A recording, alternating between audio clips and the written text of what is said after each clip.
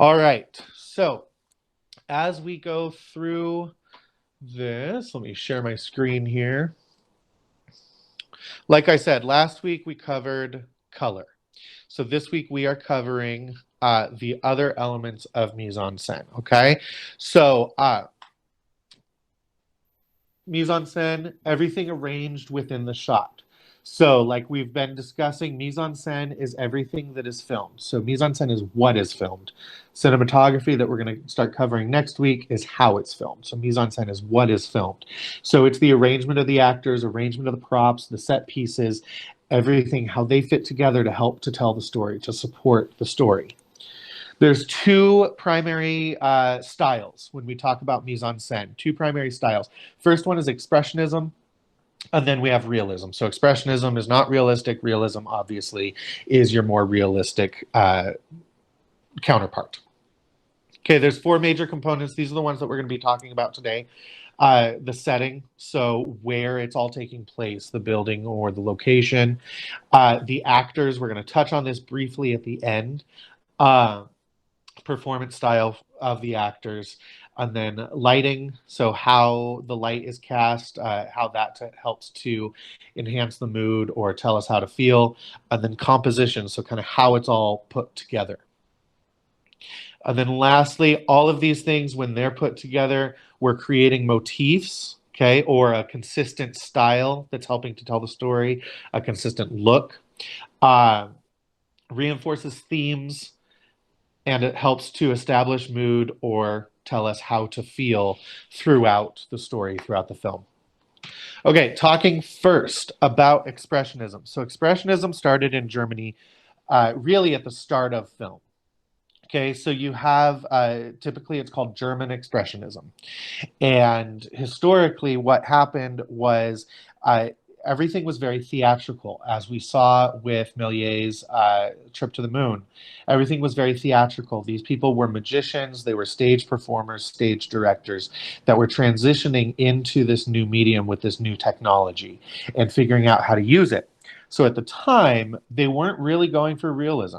They were going with grand scale, weird, dreamlike sequences, painted sets, as we saw in Trip to the Moon, painted plywood and canvas drops.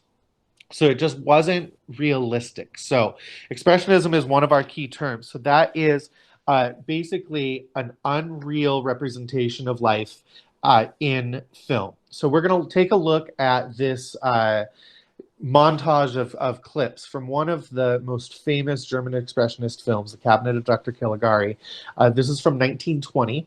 This is objectively one of the first horror movies, okay?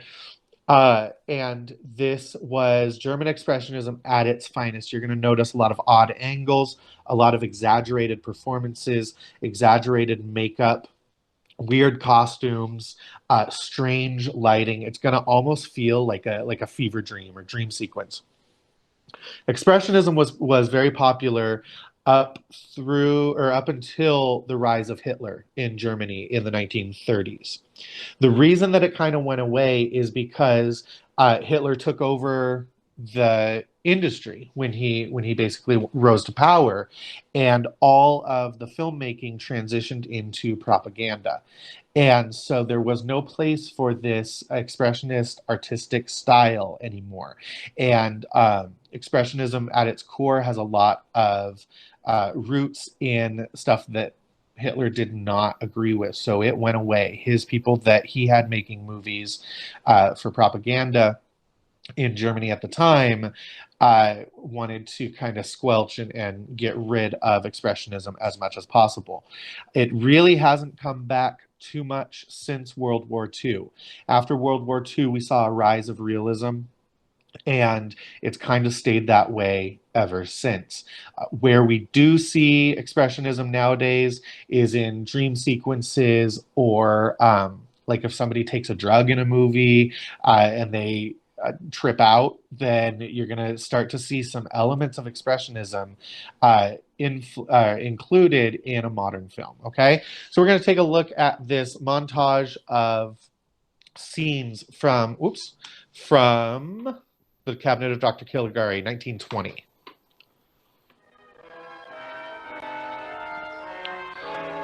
So we see some sharp angles there, lots of shadow, pretty unrealistic set pieces. An ad for Ted Brown. Okay, exaggerated makeup there. Kind of what we think of like almost Halloween makeup, horror makeup. Really harsh lighting, lots of shadow.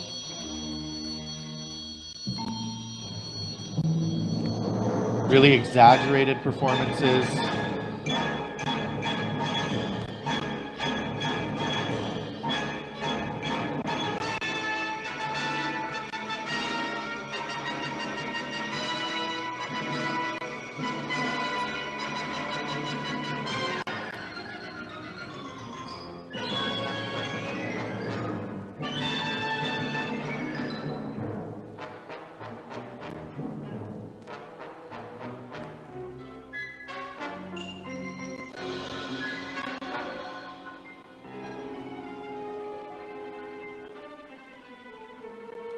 We see the rooftops there, clearly not realistic, odd angles.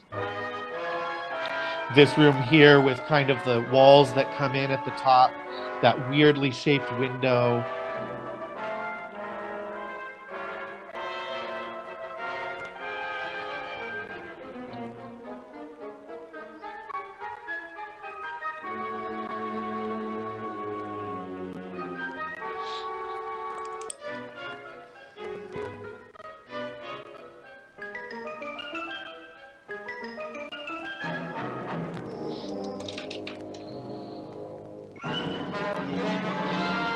Okay, and that's the title in its original German. Okay, so in terms of modern times, current times, like I said, we don't see Expressionism a whole lot nowadays. We'll see it in dreams or any time that somebody's mental state is not where it usually is. They're disoriented, they're seeing odd colors, odd shapes. We see Expressionism come into play in modern film. So an example of Expressionism used in a modern day film is from Tim Burton's Beetlejuice. You'll notice if you watch a Tim Burton movie, he's influenced heavily by German Expressionism. And he uses it in almost all of his films. Even, I mean, if we're talking one of his most recent ones, Big Eyes, where it's a pretty normal, realistic story. It's based on a real person, but there's still elements of that odd expressionism peppered throughout. So he does a good job of bringing that into a modern day. So here's a clip from Beetlejuice where we can see him using expressionism in a current film in 1988 with Beetlejuice. Okay, so we have Beetlejuice's crazy makeup, crazy outfit, crazy hair, unrealistic, and even Lydia there, the girl with her bangs, how they're split out in very sharp angles, pretty unusual. Okay, strong lighting, odd angles, odd set pieces. Attention, keyboard shoppers. Kind of creepy.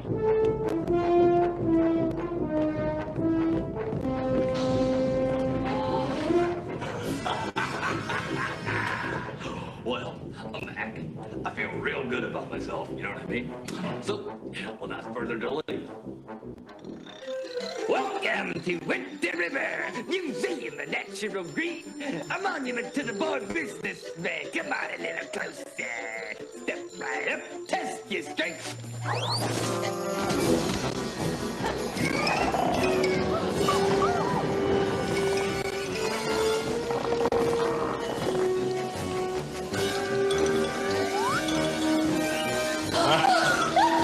And in those background prop pieces, directly pulled from German Expressionism, that style of painting of those characters. That is why I won't do 2 shows a night anymore, babe. I won't do. Well, what do we got here tonight, kids?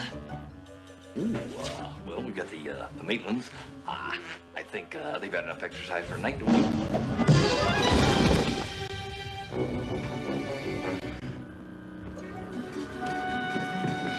Not so fast, brown boy. We're gonna have some laughs. Also, We notice exaggerated blocking, unrealistic situations.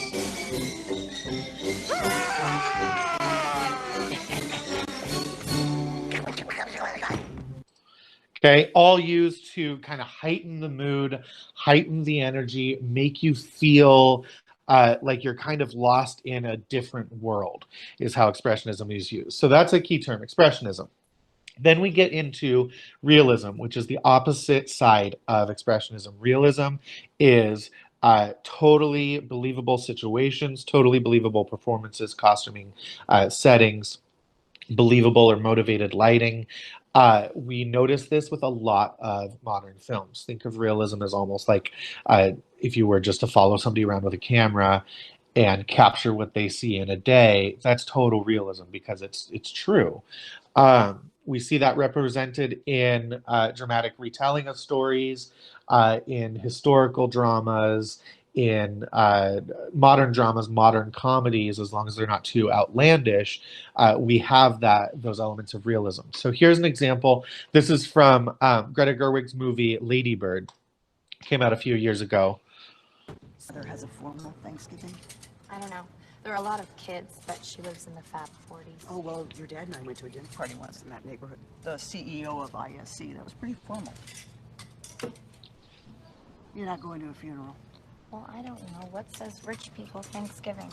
I just think it's such a shame that you're spending your last Thanksgiving with a family you've never met instead of us. But I guess you want it that way. Are you tired? No. Hey, Marion. Hey, Joyce. Hey, how's the baby? He's crawling. No, I want to see a picture at checkout. Okay. So if you're tired, we can sit down. I'm not tired. Oh, okay. I just couldn't tell because you were dragging your feet. Well, I just couldn't tell. Why didn't you just say pick up your feet? I didn't know if you were You tired. were being passive aggressive. No, I You are wasn't. so infuriating. Please stop yelling. I'm not yelling. Oh, it's Do perfect. you love it? Okay, so total slice of life. A lot of you have probably had conversations similar like that to with your parents. So totally realistic, total realism. So then we have poetic realism, part of realism still. So we have expressionism and realism as our two main sections. So we have within expressionism, we have German expressionism, old movies, modern expressionism, Tim Burton, modern movies. Within realism, we have just straight up realism, totally believable. Then we have what's called poetic realism. So poetic realism is believable costumes, believable setting, believable situations with slightly heightened dialogue or slightly unusual performance style. So here we have a clip from Mean Girls, 2004. And this is an example of poetic realism. Starts out totally normal in the school cafeteria. Katie, will you please tell him his hair looks sexy pushback? Regina was dangling Aaron in front of me on purpose. I knew how this would be settled in the animal world. Then we go into the unbelievable, out of the ordinary.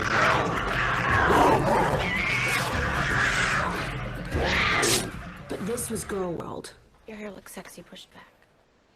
Okay, so we have that example of a realistic situation, realistic setting, but it becomes unbelievable, it becomes unrealistic for a moment. So that isn't going into expressionism. Expressionism is a whole thing where it's really wacky, really crazy. This is somewhat believable, but unrealistic behavior. Okay, or unrealistic performances from these characters and from these actors. So that's poetic realism. So it's kind of taking a little bit of leeway with our realism. Okay, so those are our two main styles. We have expressionism and realism. So within those, kind of what helps to tell us why, if it's expressionism, if it's realism, would be our setting. Like I was saying, with expressionism, we have sharp angles, weird angles, strange colors, strange designs, kind of puts us in an otherworldly atmosphere. Realism, on the other hand, hence the name, super realistic. So we get into setting. We're going to talk about a studio shoot versus a location shoot. And then also CGI, computer-generated imagery, chroma key, what that is, and what a digital set is, okay? And how genre plays in. So when we talk about a studio shoot, what that is that they are inside of a soundstage or a large warehouse, an airplane hangar, some sort of large interior where they can build all the sets that are needed. Filmmakers like to do this because it gives them total control over the weather, give total control over the sound. They don't have to worry about like airplanes flying above or birds chirping, and total control over the light. So they can film a nighttime scene during the day or a daytime scene at night. So this here is a time lapse of a set build on a soundstage. This is from Wolverine. And this is the estate of, I forget who the character is, but it's, if you've seen the movie, this is kind of where there's a big fight scene that happens at this estate. And if you watch the movie, it looks totally realistic and like they're totally outside, but they built the entire thing inside of the studio, inside of the soundstage. So we're going to watch them almost double time building this set. So they lay it all out on the floor. They're in an airplane hangar, not an actual soundstage.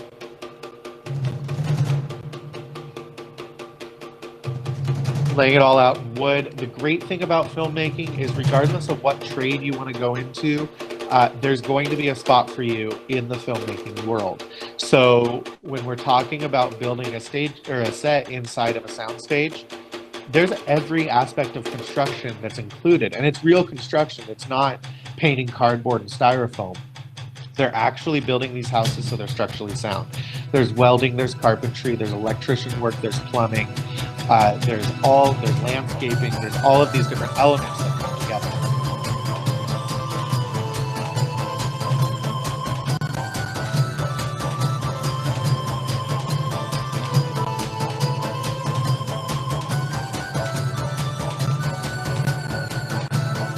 Okay, as the walls start to go up, you see them hanging some black curtains there at the top.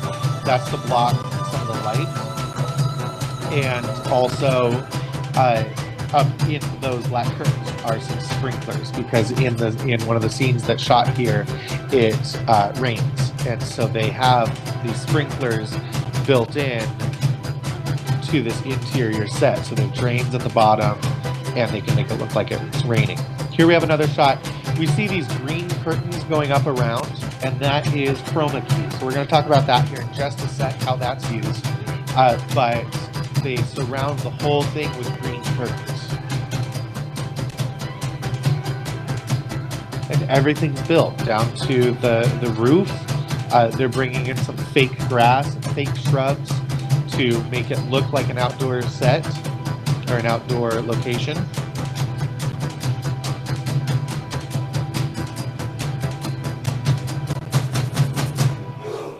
Okay, and then lighting goes in, and they change the lighting to make it look like it's outdoor. Okay, so with a studio set, like I said, it gives total control over the weather, over lighting, over sound, everything. They are able to film in this stage and not have to worry about the sun setting or birds chirping or it raining when they don't want it to rain.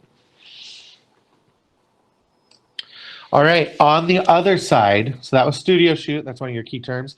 Location shooter, on location is what you'll hear referred to, is another one of your terms. So on location is where you're at an actual spot, an actual place in the world that is already pre-built. Usually we're talking about an outdoor location. Sometimes they'll be on location, they'll be inside rather than outside.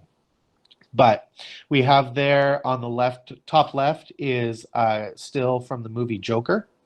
So this is Joaquin Phoenix as he's dancing down those steps. Those steps are a real location in Brooklyn, in New York.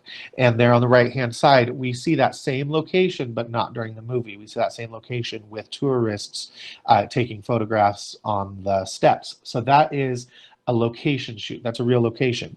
Just because the location is actually there and they film there, that does not mean that the film has to actually take place in that location, okay? So you can be filming in a prairie in Kansas, and the movie takes place in France. Okay, so you're just looking for a similar spot. A lot of times, if a movie takes place in Seattle or takes place in Washington State, nowadays they are actually filming in Vancouver in British Columbia because it has the same look, the same feel. It's just cheaper because it's cheaper. The exchange rate is better for Canada, and so they get kind of the same filming locations for a cheaper price. So if a modern movie is filmed in Seattle, there's a very good takes place in Seattle, there's a very good chance that it was actually filmed in Vancouver in British Columbia. There at the bottom on the left-hand side, we have a still from Goonies. Goonies is a movie that takes place in Astoria and was filmed in Astoria, Oregon. Okay, so we have the character there, Chunk, outside of the house when it was filmed, and then there on the right-hand side, we have the house as it stands now. So that's the same location. They brought a camera crew and all the actors to Astoria and filmed the movie in Astoria. Now, with an exterior location shoot of a house, typically what they will do, I say typically because it's not always true, but typically what they will do is film the exterior of the house on location, and then they will move into a soundstage for the interior of the house. That's what happened with Goonies. So they filmed all of the exterior locations that they had to go to in the movie in Astoria. And then when they were done filming those, everybody went back to Los Angeles, back to Hollywood, and they filmed all of the interior sets on a soundstage. Throw it in the chat if you've seen Goonies. I'm curious because it's an older one.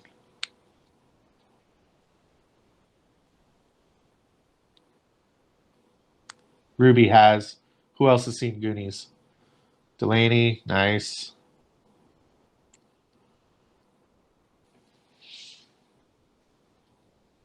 Ashlyn, have you seen Goonies?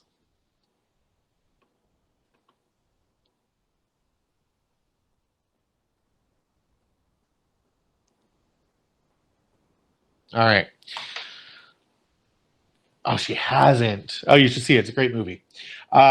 If we were in school in person, it's one that you'd probably watch in my class at one point. All right. So we get into CGI and chroma key. So CGI is computer generated imagery. CGI is computer generated imagery, one of the terms that you'll need to know. What that means is it is not a real location. It is not a real performer. It is not a real costume. It's all created in the computer. So at a very obvious example would be any Pixar movie is CGI, right? It's all made in the computer. It's all computer generated. What we have here is a combination of CGI and chroma key. So chroma key, or sometimes it's called green screen or blue screen, is where they have that plain colored bright green or blue background, and then it's replaced with CGI imagery in the computer. Okay, so there at the top left, we have a still from Avengers, either Infinity War or Endgame. I can't remember. But you see it kind of split in half. So at the bottom, you see them on the green. Is it Infinity War? Okay. You see them in that green environment running on treadmills. So they each have a treadmill that they're running on. And so what that does is it gives the actual movement of running, because like running in place, you don't actually have that fluid motion as though you were actually running. And so what they do is they take out the treadmills and they take out that green background in the computer and they replace it with computer generated imagery in the background. So you have that at the top of that same image. Okay, on the right-hand side, you have, I forget the character's name. Valkyrie? Is that the character? I can't remember. Yeah, okay, so that is Valkyrie. So you have on the left-hand side of that picture, you have her on the horse, but on the right-hand side, you have behind the scenes of them making that, where the horse isn't real. The horse is totally CGI. And she's on this kind of mechanical horse situation to give the motion of her riding the horse. Um, but then they replace that machine with, or that mechanical piece with the CGI of the horse. You also notice in that image, there's a dude behind her that is totally head to toe in green. So he's the same color as that background. And so that way he gets replaced as well, and he doesn't show up as well. Then at the bottom left, we have Thanos there in a final image from the movie. And then in that same, yeah, Harith, so the horse isn't real. Probably what they did is, if it's not totally CGI, they maybe filmed like the horse's head as a separate section, but they put the final horse together in the computer and then composited it in the shot with her. So she was never actually in the same area as a horse. And it's hard to find a horse with wings, you know. Okay, so we have Thanos there. And then on the right-hand side of that image, we have the Thanos head above that performer's body. So what they did with Thanos is it's called motion capture. So the performer has these sensors. They look like ping pong balls a lot of the time all over their body. And so you get that movement, that human movement within the character. And but Thanos is much taller than a normal human being, and so they have this cardboard cutout above the actor's head to give the other performers kind of a sight line to look at, so that it looks like they're looking at Thanos and not his neck or his chest. Okay, and then next to that photograph, we have another example. This the last two photographs, we have a combination of realistic actual set on a soundstage and the green screen background. So we saw the same thing with that time lapse from Wolverine, where we saw a realistic set but surrounded in green. The green is replaced by another image. It's composited together. The reason that they use green or blue is that those colors don't show up in human skin tones. Okay, so those two colors, those shades and the value of those two colors don't show up in human skin tones, regardless of your race or ethnicity. So they use those because what they do in the computer is they basically select that color, and anything that is that color is replaced with the image. So it just kind of goes away. So which is better? Why choose either? So it really depends on the film. If you're doing a movie that takes place underwater, or if the scene takes place underwater, you're going to want to choose green because your lighting is going to be kind of blue. And so if it's in the computer, if it's taking away whatever is that color, you want to make sure everything isn't even close to that color. So it really depends on what movie you're filming, what the costumes look like, what the lighting is, that makes you decide if you're going to go green or blue. Very, very, very rare situations, people might do red or another color if they need to have those colors present in costuming. The problem with going red or yellow is those tones, regardless of your actual skin tone or skin color, those tones, red and yellow, are much more present. So then when they go to take out that color, you're going to get people's faces that kind of end up transparent or splotchy. So yeah, so it really depends on the situation if you're going to go with green or blue. All right, then we get into digital set. So digital set is brand new within the last couple of years. So what a digital set is, it's not a green screen or blue screen, but it's also not a realistically built set. What it is basically a giant TV that surrounds all of the performers and the actors, and it's a giant LCD or LED screen. And so they're able to model things and have it show up. It's almost like you're acting in front of a big screen TV. Okay, so it gives the actors something to look at, to feel their environment that they're in. This really came out when The Mandalorian was being made. This was totally original that they decided to film The Mandalorian in that environment. So here's a little clip of them talking about it. It's very interesting to watch it kind of come to fruition.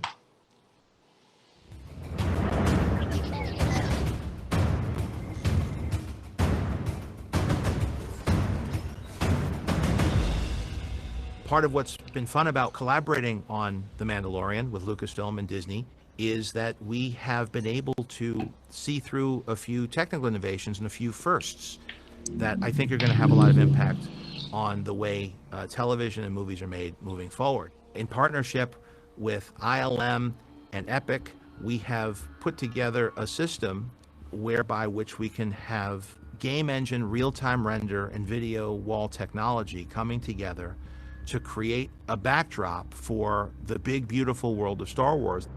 The volume is 21 feet tall, it's 75 feet in diameter, run by 7 machines, pumping the visuals onto the screen that's being created in pre-production and can be on the screen within 24 hours of being finalized. It's incredibly impressive when you first walk out there because it completely surrounds your peripheral vision. And you really quickly forget that you're indoors and you're not out on some planet's surface. It feels like a real three-dimensional environment surrounding you because it is a three-dimensional environment. You can allow your key creatives to all make decisions together so that the shots are captured entirely in camera, which allows for a better performance. And what was so exciting about this is by bringing those people together, things started to click. And we started to realize, well, let's not just do green screen and interactive light. If we're going to design the whole set and game engine ahead of time, maybe we could have some in-camera effects. Everything in the volume is designed to both light the actors and to be a background that we can directly photograph. So you end up with real-time final pixels in camera. If you look at visual effects, heavy films, you've got a film set and then it's going to go to post and it's going to get the world put in. Here we're considering all of that at the same time, and how do we create a background and foreground that live together on the volume harmoniously? When we started to play with the idea of using Unreal Engine for virtual production, that's one of the things that Richard and John started to embrace, is that you've got this very dynamic world where you can have randomization of things and find the happy accident that gives you the perfect shot. Being able to see the actors point at things and see what they're looking at was pretty transformative. It gave everybody context, with the added benefit that if you want to move a mountain from there to there, you can do it instantly. You could switch between the Iceland location to the desert location, all within the same day of shooting. The ability to shoot a 10-hour dawn is extraordinary. To shoot any sequence where you say, oh, this world's not quite right, let's just move it a little bit. An extraordinary number of benefits and advantages for shooting in that environment. It's mind-blowing what that tool is. What you see is really what you get. And that's something that really means a lot to filmmakers, especially those who have worked with a more traditional approach in the past. Shots of character in a vehicle traveling through a complex environment. It's always very difficult to do believably on stage. LED screens are a wonderful solution to that problem, because what you're doing is you're taking this technique of image-based lighting that we've been using in computer graphics for years, and use it to light a subject. And then we would do shoots where we would texture map real lit surfaces onto our game engine Geo, and so the camera could move anywhere. We would do interiors, like Werner Herzog's office. And then you started doing things like building sets into it, having half a spaceship with reflective surfaces. And so it became exciting because by the end of the season, it was like, let's start designing sets around what this could do well. Just like the good old days. With Star Wars, we're building on a rich legacy of innovation, and getting to partner with Jon Favreau to make his ambitious vision a reality, it's really a game changer for filmmaking.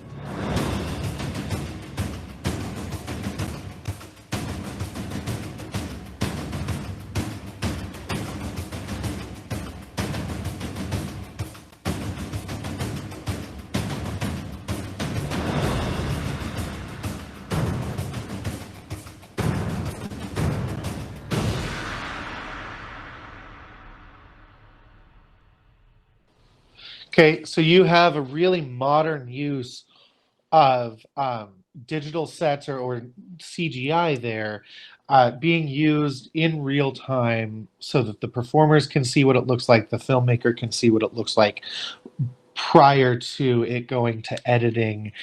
You can see it while you're filming. It creates to more tends to more realistic performances. This is really great because there, like I was saying with building the sets, um, there's so many careers available within filmmaking, regardless of what trade you want to go into. And yeah, Delaney, how much they get paid? They get paid a ton of money to be doing this. If you're a gamer and that is something that's appealing to you and you think you might want to go into game design, that's exactly what they're pulling from. This technology did not exist until the last couple of years because the gaming technology wasn't there. So think of your like open map games, so like Red Dead Redemption 2, Borderlands, those type of games that are totally open map. um, that's what this is it's basically a giant open map game, and this is rendering just like a game renders. So rendering is like how quickly the graphics update that you're seeing. When you're playing a video game, what you're seeing on your screen are the only graphics that exist. Okay, so they're the only graphics that are rendered, or what's on your screen, no matter how quickly you turn around or how quickly you go from one spot to another. What you're seeing is all that exists at that moment. But games are almost immediately rendering, so it looks like fluid motion. It looks like it's happening total real time, and you're not waiting for that leg. That's why old games, you just had kind of one camera and you watch the person go along. But we get more POV type of games nowadays, is that they can quickly render. Fun fact, kind of off topic, but I just discovered this a while back. And this is just speaking to the gamers in the crowd here. But so if you are playing a video game and it's like one of these open concept type of deals, and they have you go through a section that is maybe like a long elevator where nothing's happening and it's just dialogue, or where you have to like crawl through something to get to the next spot, and you have to sit there and watch the character crawl, watch a really slow cutscene. Those are used so that the rendering can catch up with itself. So sometimes cutscenes aren't put in just for story, they're actually put in because the game needs time to catch up because of what's coming next. So you're going to notice it before like a boss fight or something. You're going to notice longer cutscenes or longer travel sequences because the game has to catch up with itself to render. So fun facts. Okay. So genre plays into this. So, and this is, rules in filmmaking are meant to be broken, but they are rules because that is typically what we see. Okay. So like a rule for a Western might be that we see this type of location on the left-hand side. Okay. So we see that kind of prairie town, dusty Colorado town. That you look at that image and that feels like a Western. That you have no doubt that that's probably a Western movie, cowboy movie. Same thing with the image on the right. So you have creepy cabin in the woods, run down, super spooky looking. That's probably a horror movie. Now, you can have changes to that, ways that those rules are broken, but typically those are kind of the rules just because that's what we come to expect. You're not going to have a cowboy movie that takes place in Colorado in the 1800s taking place in the middle of New York City. Okay. So genre definitely plays into setting. And that's why if, so like Universal Studios has this large, what's called a backlot area. And that's where they have these outdoor sets built, like this Western town. And they have those just standing. They have a Western town, they have a New York City street, they have like a residential neighborhood street. They have these outdoor sets that are already built that stay up all the time, and they just get redressed or repainted or redecorated for each movie. But that's because for that genre, you're typically going to need a street like this for a cowboy genre. So they keep it up to save money down the road, because if you're filming that type of movie, you're probably going to need something like that type of set. We're going to talk about lighting. So the 4 elements that are going to go into your key concepts are quality, direction, contrast, and 3-point lighting. We're going to have elements within those that go into your key elements or your key terms as well. Okay, so talking first about lighting quality. So we have 2 types of lighting quality that we're focusing on: hard light and soft light. Okay, so those are 2 key terms: hard light and soft light. So hard light we see on the left hand of the screen there. Hard light is a small individual light source. Think of a flashlight or the flashlight on your phone. That is going to give crisper shadows, harsher highlight and shadow, and greater contrast. So it's a singular small light source that creates those shadows. Where that's used, where hard light is used, is typically in action films to make somebody look more rugged or less flattering.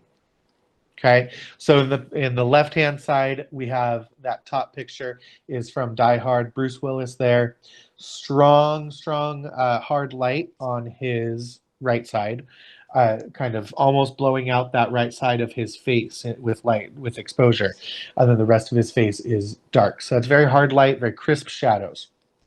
There at the bottom, we have Arnold Schwarzenegger, Terminator there.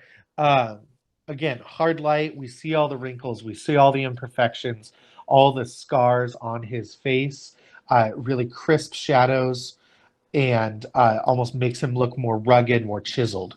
And then middle top is Humphrey Bogart there from Casablanca, an old movie. Great use of hard and soft light in that movie. But this example here is hard light. Okay, we see all the wrinkles in his forehead, lots of shadow under his eyes. It's a smaller, singular light source. On the other side, we have soft light. Soft light is used with a giant light source. Okay, so light source that could be as large as the person, definitely is probably going to be bigger than their head. And with soft light, it's what's called a diffused light. So imagine putting like a white pillowcase in front of your flashlight. It's going to spread that light around and make it a lot softer. It's the reason that we have lampshades on the lamps in our house, is it creates a softer light, diffuses the light. And so it's used more for beauty shots and romance movies, something where you want to make the environment more appealing or the characters more appealing. So on the top right, we have a beauty shot from the 1930s using soft light. We notice that kind of all the blemishes that might be on her skin go away. It wraps the face in this soft, beautiful light. The shadows are really subtle and kind of fuzzy shadows. Bottom right, we have a scene from Titanic. Same thing. This is using soft light. So it makes it very appealing, makes you want to be in that environment. Okay, then we get to direction. Direction might be fairly obvious. It's where the light's coming from. Okay, if it's coming from the side, the front, the back, the top, the bottom, where that light is coming from. So you have an example of hard light from the side in that top left photograph from Fast and Furious. Strong side light there, kind of outlining the side of Vin Diesel's face there. Then in the bottom, you have a scene from Shutter Island. Strong side light there on the right-hand side of Leonardo DiCaprio's face. Makes it feel kind of mysterious. We don't see the whole face. Part of the face is in shadow because of the use of side light, and creates a much more mysterious, much more dramatic environment and atmosphere. Then in that top right image, we have a great use of backlight. This is from a film called The Exorcist. Some of you may have seen it. Great film, super scary. at the time, super creepy still. But this is a great use of backlight. We see that guy there at the front of the house underneath that street lamp, but he's being backlit, so we don't see who he is. He's totally in silhouette. It makes us want to know more about him. It makes us feel a little uncomfortable because we can't see his face. We don't know who he is, can't recognize him. Okay, so strong side light, top light, bottom light, backlight. Your strong lights from an unusual angle, all of those, are going to be primarily used in mystery movies, thrillers, horror movies, something where the audience needs to maybe be a little bit on the edge of their seat, maybe a little uncomfortable, or where the director wants the audience to not necessarily know everything about that character. You're going to see a lot of front light being used in comedies and romantic comedies and kind of more straightforward realism movies. All right, so then we get into contrast. So with contrast, our two key terms that we're going to talk about is high key and low key. Okay, high key and low key. So what key is? A key light is, and we one of the videos talked about this last week, but key light is your main light source, your primary light source for the scene. Your key light is always going to be closest to the camera, and it's usually what is shining on the performer's face. Okay, so if your key light is your main light source, when we say high key, that means that your key light is high intensity. If it's low key, your key light is low intensity. So there on the left-hand side, we see stills from a couple movies there that have high key light. Okay, so we have Maleficent there at the top. Dramatic movie, scary movie at times, but in this scene we have high key. Her face is bright. The background, the atmosphere behind her is bright. It's a high key image. Same thing with the bottom left. High key, that's a romantic comedy. High key is going to be used in your comedies, your romantic comedies, something where it doesn't need to be mysterious. We want to see all the action. Okay, so that's what's happening there in the bottom left. We have high key. They are just as bright as their background. We see all the features on their face. They're not in dark shadows. On the other side is low key. So low key is where your key light is low. Okay, it's a little low intensity. It's darker. So at the top right, we have Kevin Bacon there in a low key image.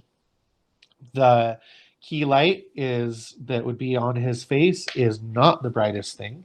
It is actually pretty dark, if not totally off. And he is lit solely from the side, and we see the background there is dark. It doesn't allow us to see all of his face.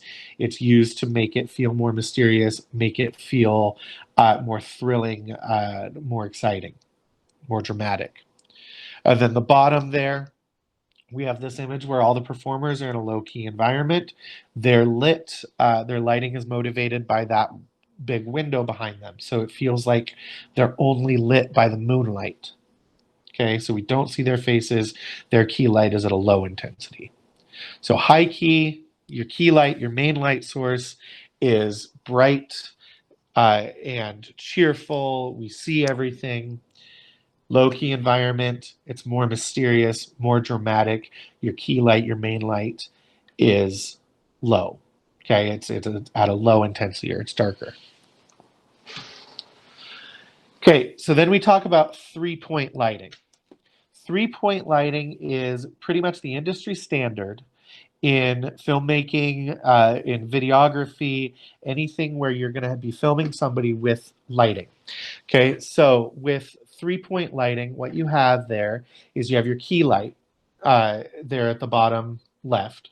Okay, and then there at the bottom center, you have your camera pointing at the subject there in the middle of your screen.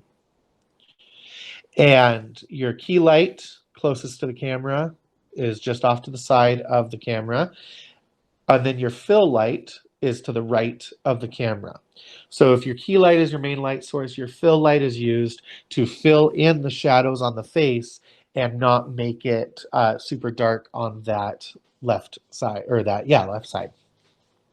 And then you have your backlight, which is placed behind the performer, behind the subject, to give kind of an outline or a glow onto that performer and separate them from the background. So I'm going to give you an example here. You can see me, okay? If you can't see me, click on my little image so you can see me. Oh shoot, didn't mean to leave. Oh yeah, no I did. Okay, cool. Okay, so I am lit here using 3-point lighting. So what I'm going to do is I'm going to take out all of my lights. And so here I'm in pretty much darkness. I'm in this weird red glow because of the curtains that I have in my window. But so if we have just our key light come on. So this is what just is lighting my face, okay? It creates some shadows here because I have it placed on the side of the camera. Cast some shadows here, but it basically is pretty flat. And so we have our key light, and then if we take that out, but we add in our side light or our fill light. Okay, so that's what that looks like. And so now the other side of my face is dark, right? And then if we take that out and we bring in just the backlight, so I have kind of this little outline. A lot of my background is lit up, but I have just this outline of me, and you can't really see my face very well. Okay, so then once we put all those together, so we have our key light here, it's going to be the brightest light source in this situation, and then I have my fill light. My fill light is about 20% darker than my key light. That's typically standard. And then I have my backlight, okay, which throws in and creates a much more layered, much more interesting image for you to look at in terms of lighting. Okay, I'm going to turn my monitor back on now. Otherwise, I would have had a bunch of light on me. All right, so 3-point lighting, industry standard. It's used in pretty much everything that you see. Now, like I said earlier, rules in filmmaking are made to be broken.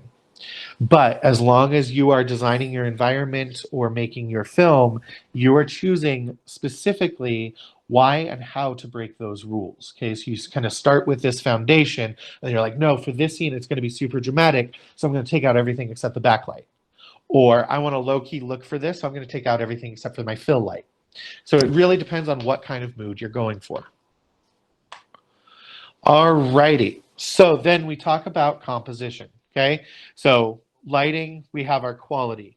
If it's hard or soft light, okay, hard light, harsh shadows, small singular light source. Soft light, big light source, wraps around the subject, softens the shadows, is more flattering. We have what direction it's coming from, okay, so if it's side light, top light, front light, back light. Then we have contrast, so we have high key, low key. Okay, so high key is high intensity on your main light source, low key, low intensity on your main light source. And then we have 3-point lighting. Okay, so we have our key light, our fill light, and our backlight, creating a layered and interesting final image that's separated from the background.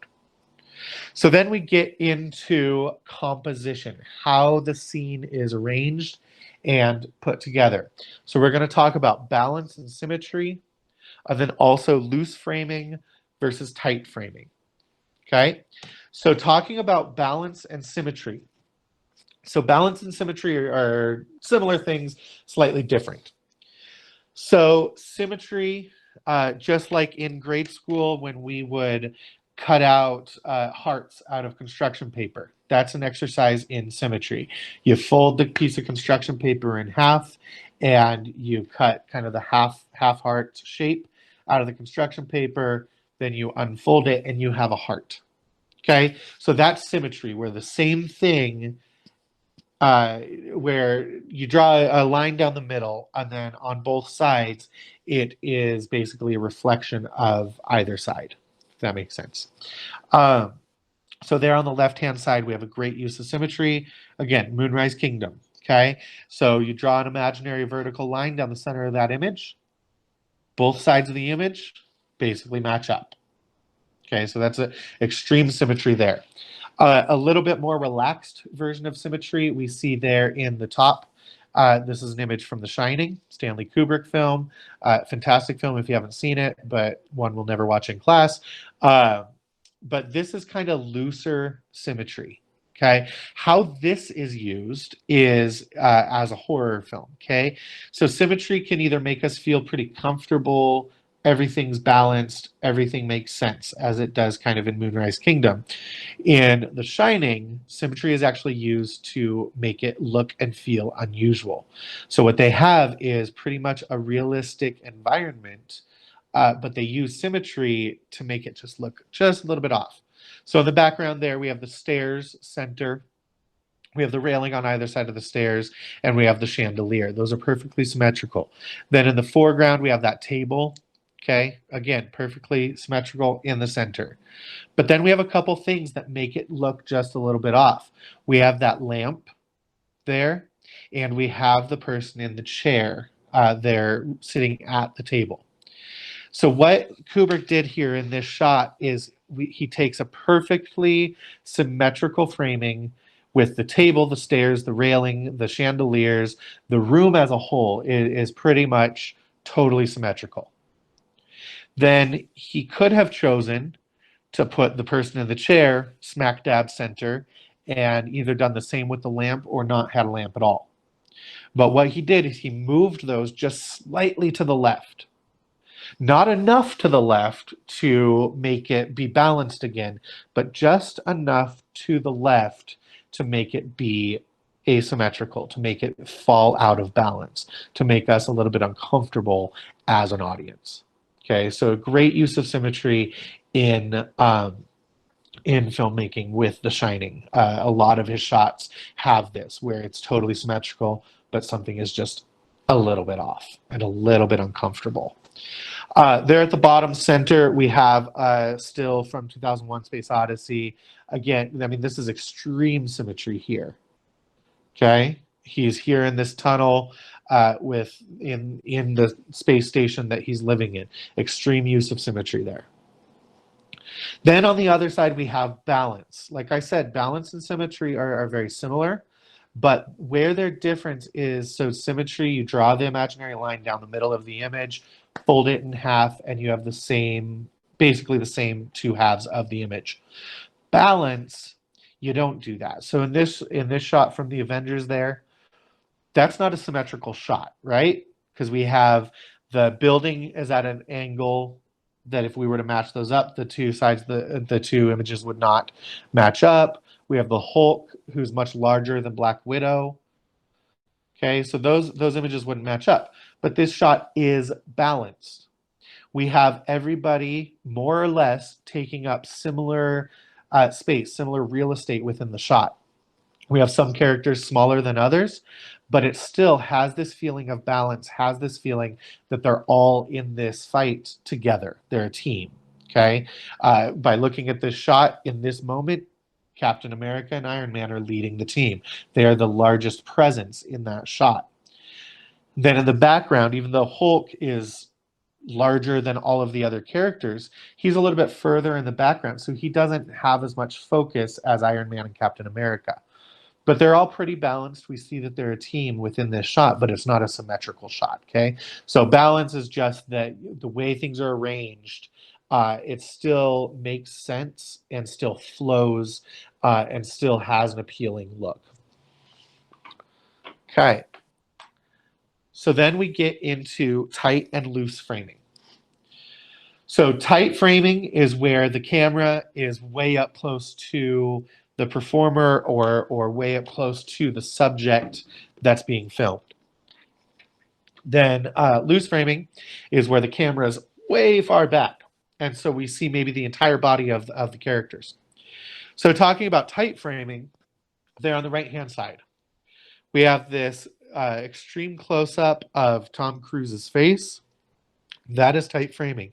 His face is taking up almost all of the frame, almost all of the image. So that's tight framing. We're tight in on his face. And then on the bottom right, we have tight framing, but with multiple people in the shot. This is, I mean, their faces, you don't see a lot of the set behind them. You don't see a lot above or below their torsos or their faces. These shots are used to either make us feel up close and personal with a character or to make us feel claustrophobic, trapped, maybe a little intimidated by those characters. So in that shot with Tom Cruise, we feel right there. We are with him. Okay. We are feeling more personally connected to him because we're almost inside of his brain. We're that close. With the shot at the bottom, this is being used to make us feel more constricted and more claustrophobic as an audience by cramming as many people into the frame as you can. It's almost like if you're trapped in a small room with a ton of people and everybody's shoulder to shoulder, you can't move anywhere. It gives us that same feeling as an audience. Then on the other side, we have loose framing. So loose framing is the opposite of tight framing. Tight framing is where the subjects are taking up the majority of the frame. We're feeling up close and personal with them, or we're feeling trapped and claustrophobic. Loose framing is, like I said, the opposite. So the camera is pulled all the way back into a wide shot or an extreme wide shot, and we see a lot of space around the characters. The characters themselves take up a minimal amount of the frame. So both of these images on the left-hand side, they're from an Alfred Hitchcock movie called North by Northwest. Hitchcock, great director. In fact, we're going to watch one of his movies coming up. But fantastic director. He uses framing a lot to help tell the story. So the top image there, that framing is used to show us how isolated these characters are. So we look at this, it's a good guy and a bad guy in one shot. And what the director wants to tell us is that nobody's coming to save the day. These two dudes are totally alone. Whoever wins, wins, and nobody else is going to know. And so how to tell us that is that you pull the camera all the way back and you show us this desolate road. You show us this lonely environment. You show us that there's nobody else there. It's this wide expanse of area, and the actual subjects or the actors are taking up a tiny, tiny little space. Then at the bottom left-hand side, we have the same idea. We have a wide shot there. We see three characters. They're inside of a house. This is loose framing. It shows us all of the characters at the same time, but with plenty of space in between and on the top and the bottom of them. And what this is being used to show is almost making us a fly on the wall in that situation, almost a voyeur to what's happening in this scene. As we watch these two, the man and the woman in the center, they're the good guys, watching them talk with each other, maybe hatch a plan. But we see that dude in the background, who's the bad guy, watching over them. If this was a tight frame just on the man and the woman, we wouldn't see that guy in the background looking over. We would feel more personally attached to the main characters. But what the director's trying to do is pull us back, put us in a situation where we're watching this whole thing pan out. And therefore, as an audience, we're smarter than those characters because we see this bad dude in the background. We maybe know what's going to happen, but it's uncomfortable for us as an audience because we can't do anything about it to help them because we're just watching it. Okay, so Hitchcock does a great job of using both tight and loose framing to help tell the story, help tell the power dynamic between all the characters. Alrighty, so then we get into blocking and arrangement of performers. So this is an example. This is the last video clip we have today. This is a great example of composition and framing from a movie called Citizen Kane. This is from a director named Orson Welles. It was done in the 1930s, I think 1936 or 7, I believe. Maybe 1938. But so it's an old movie. This movie, when it first came out, the critics hated it and it was a box office failure because they thought it was really crappy filmmaking. Because it was not how films were made. It was strangely staged. It was strangely framed. weirdly lit, weirdly edited. At the time, it was very unusual, and people hated it. Now, I would say ever since like the 1970s, 1980s, it's had this resurgence where people actually respect it as one of the best films ever made. This guy, Orson Welles, was just way ahead of his time. The techniques that he used, the styles that he used, the framing he used, weren't used at that time by anybody. So people watched it and was like, ugh, gross. But then now it's standard place. And we recognize that he was one of the first people to actually use framing composition to help to tell the story. So in this scene, we're going to start on this little boy playing outside in the snow. And then the camera's going to pull back and walk us through this house where the mom and the dad, so the mom on the right and the dad on the left, owe money to the bank. And so what are they going to do when they owe money to the bank? They are going to give their child up for adoption to the bank. This was another time, okay? This scene takes place in like the 1900s, 1910. So in order to pay the bank back, they're basically giving away their child as collateral. Mom is gonna take control in the scene. Dad is gonna take a weaker stance. As we watch it, kind of take note of where everybody's positioned, and I'll talk through quite a bit of it as we go through it. Okay, so like I said, we start on this boy playing outside. We think we're outside with him. Pull your muffler around your neck, Charles. Okay, I think we shall have to tell him now. Yes. Okay, camera comes back again. We see an ad from Ted Brown. You people seem to forget that I'm the boy's father. It's going to be done exactly the way I told Mr. Thatcher. Okay, so oh shoot, that's not what I meant to do. Okay, let me fast forward real quick. Maybe. Be careful, Well, anyway, we'll get there. So what we're going to see as the mom walks toward the camera is she's saying, "This is what we're going to do. This is the decision I'm making. I'm going to sign the papers." It's going to be done exactly the way I told Mr. Thatcher. Dad, every time. Okay, so anyway, so Dad is arguing with that. He doesn't want her to sign the paperwork, and so he then is taking a weaker position within the scene by being moved back, okay? So I'm going to see if I have my toolbar in the way here, so let me... Be careful, Charles. Pull your muffler around your neck, Charles. Okay, last time I promised. There we go. Oh, no, okay. Anyway, we're going to watch through this because my toolbar keeps covering what I need to control. Okay, so she moves toward the camera. It's going to be done exactly the way I told Mr. Thatcher. Takes control in the scene. I don't see why we can't becomes the large... Okay, well, I kind of just give up on that. Sorry about that. Okay, so anyway, what we see within this scene is Mom takes a much more prominent position within the scene. Okay, so she is a larger presence. Dad is a smaller presence, way kind of in the background. As he argues, he's going to step in and take a larger presence in the scene as he is like, no, this is what we're going to do. But then Mom retakes control. We see the subject of what they're talking about, the boy, way in the background in that window frame throughout the entire clip, because they're talking about him, but he has no control over the situation. So he stays the smallest image in the back. Okay, I'm going to play it again, but I'm not going to try to stop it this time because apparently that just moves the slide forward.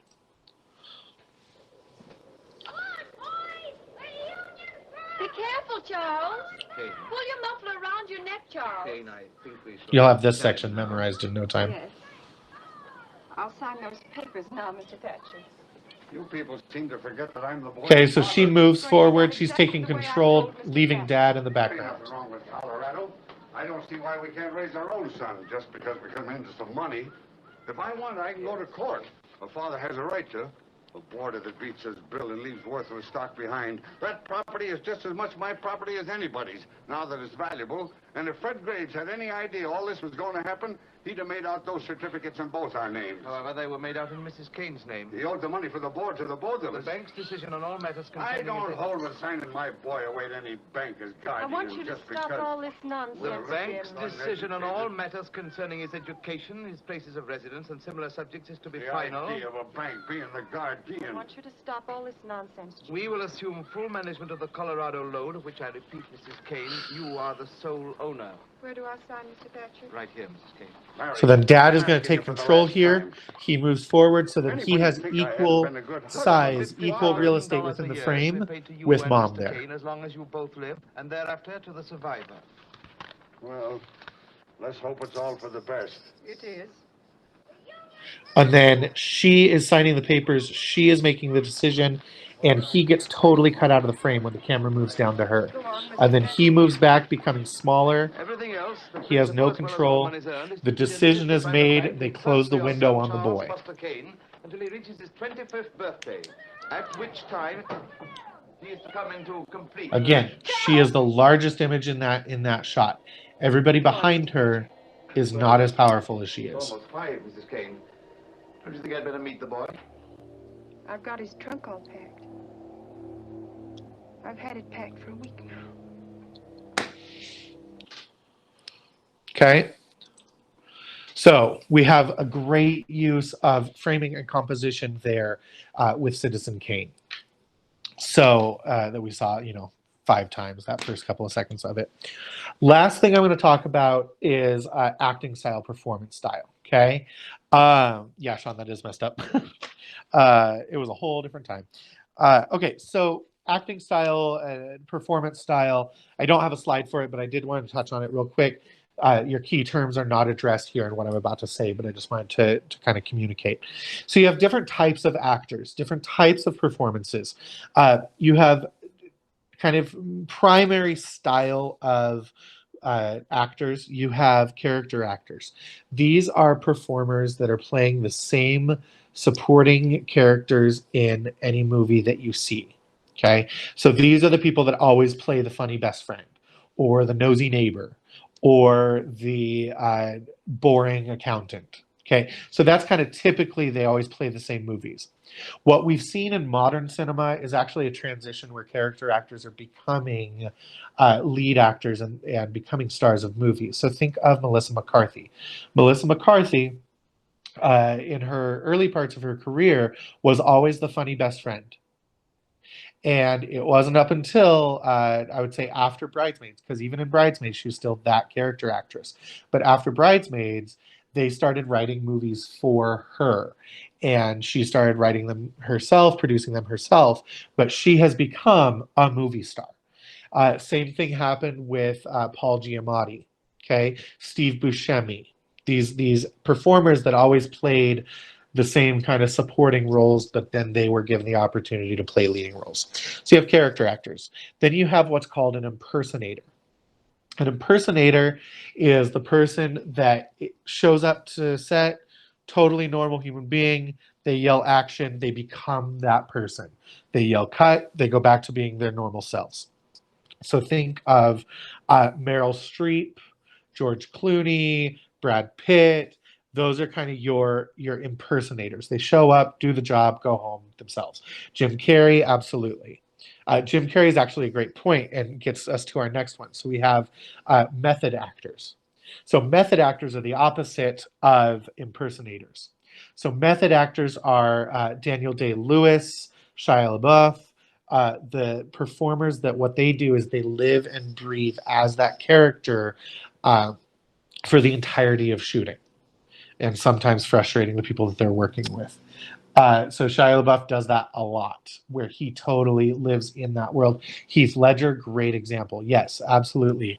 And Heath Ledger is a great example because with method acting, like these guys that are doing this have to be really careful because it can take a toll on their mental health, and you see that a lot with these method actors. But they kind of figure that they want to live and breathe and become this character. Jim Carrey, the reason I said that was a great example is typically he's an impersonator. Okay, he plays all these different types of characters, and Jim Carrey, when he was doing, there was a movie in the 90s called The Man on the Moon, or Man in the Moon, Man on the Moon. And it was about this guy named Andy Kaufman, who was a comedian in the 70s. And Andy Kaufman was like the first troll. Okay, so he would show up on talk shows and be really offensive and be really weird. And it wasn't actually his personality, but he was so method, so into it. Well, Jim Carrey played this guy in a movie and decided to go method. And there's a documentary on Netflix. I forget what it's called, but there's a documentary on Netflix. If you search Jim Carrey on Netflix, it is a documentary that was filmed while they were filming Man on the Moon. And it talks about kind of how method Jim Carrey went with that movie and how frustrating it was for everybody. Shia LaBeouf, yes, yes, American Honey is him. Yep. And I guess I haven't watched that movie yet, but I guess it is like autobiographical about his childhood, at least somewhat, but I haven't watched it yet. It's on my list. Okay, and then the last type is a personality actor. So a personality actor is somebody who is hired for a movie not to become a character, not to become somebody else, but rather they're hired because they are themselves and that's what they want for that. So Woody Allen is a great example of a personality actor. He's always himself. Samuel L. Jackson is a personality actor. Regardless of what movie you put him in, he's always going to be Samuel L. Jackson, right? So you have these performers. Robin Williams, Robin Williams started as a personality actor. Toward the end of his life, he really transitioned into, I would say, more of an impersonator. He started to do more serious films, but would be kind of his zany, crazy self behind the scenes, and then become normal or serious in the moment. And Tom Cruise is kind of an impersonator actor combined with a personality actor. He's not necessarily known for his the strength of his acting skills, but when you want an action hero, he's one of the first people they go to. So you can have kind of a combination. People can go back and forth. A lot of people consider being a character actor a bad thing because you're never playing lead roles, but there's plenty of people out there that make fantastic careers from being a character actor. So it really kind of depends on what you're looking for. All right, so those are the additional elements of mise en scène. That kind of takes us through the rest of this module, combined with the videos we watched, combined with our assignments. Mise en scène is extremely important in storytelling, extremely important to help convey mood. Whenever you're watching a movie, as long as it's somewhat of a quality movie, wherever anything is placed within the scene, wherever any color is used, any costume choice, anything, it's going to be intentional. Nothing is ever there by accident. Okay, as long as it's a somewhat good movie, and I say good movie as in like a studio produced, even if it's a dumb comedy, okay, or something that would be considered a dumb comedy, there's still intentional mise en scène in there. It might just not have as much weight or as much meaning as it does in like a serious drama or something that's made to make us think more than just entertain us. But the mise en scène is always there.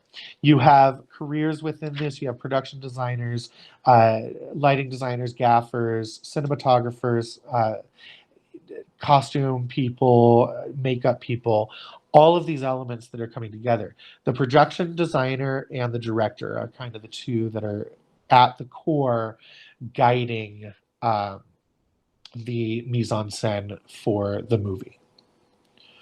All right, so that takes us through. If you have questions, throw them in the chat. What we're going to do at this point, we have a half hour left. If you have anything missing or have any work that you need to complete before midterms, I need you to stay in the meet. If you are totally caught up and you are totally good to go, you are free to have a great weekend. But use this time, if you have stuff to complete, stay in the meet, stay connected, and work on that for the next half hour, okay? All righty. So if you're caught up, have a great weekend. If you are not caught up, head on over to Canvas, but stay in the meet. Thank you, everybody.